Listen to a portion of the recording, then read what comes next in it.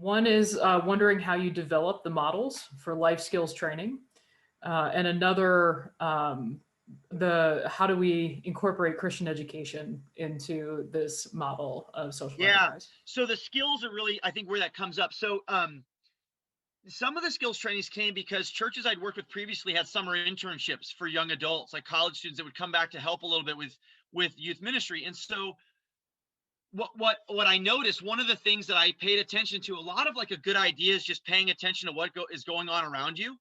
And like, we do little like mini trainings during these summer internships, and we do things from like, hey, how to share about your faith story and how to do a personal devotion, how to do like the Ignatian Examine. Like these would be the trainings we do. But all of a sudden I noticed that the training that the students were most interested in was money management.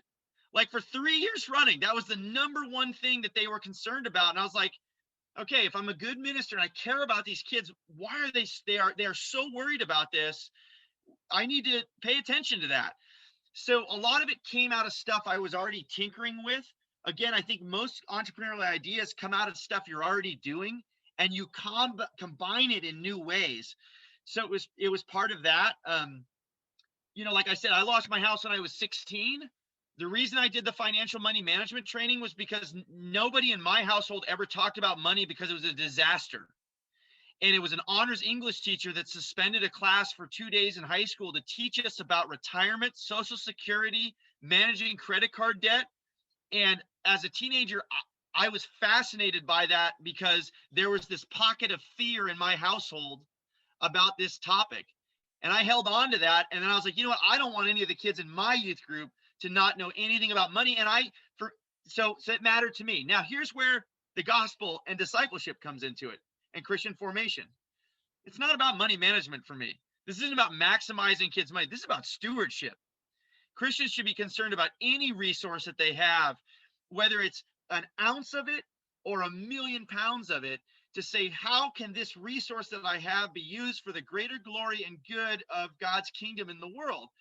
And so every training we do, we design, hopefully I'll get to say a little bit more about this later, but we live in the tension of creating trainings and models that appeal to students while trying to counterbalance that, using those as vehicles to bring the disruptive ethics of the kingdom into it. So we do goal setting. I don't give a rip about personal goal setting, but our culture does. Our culture thinks that the recipe for finding life is success. So fine. All right, you want to show up for goal setting, I'll do goal setting. But what we're actually interested in getting them to do is ask, why do you want the things that you want? And who will you become along the way in trying to get those things?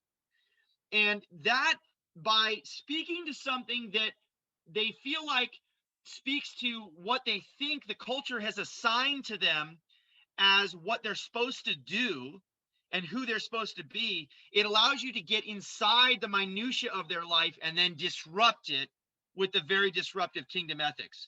So when we talk about goal setting, we talk about the fact that you can achieve everything you want and be a very miserable human being. And that, in fact, the question of why you want what you want may be the most important question that you ask. Just because you can achieve something does not mean that it is virtuous or good.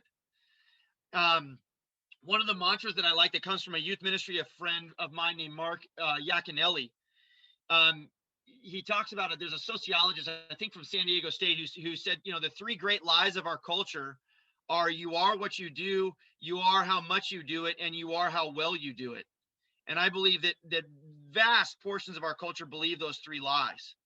And so we're trying to get them to question that ethic, even while we're doing it through, say, the medium of goal setting. Professionalism isn't about just doing a job really well. That's about vocation. Like, we do a personality profile as well. It's not about you knowing your Myers-Briggs. It's about figuring out, how has God wired me such that I could harness that to find joy, not only for myself, but especially for the sake of my neighbor.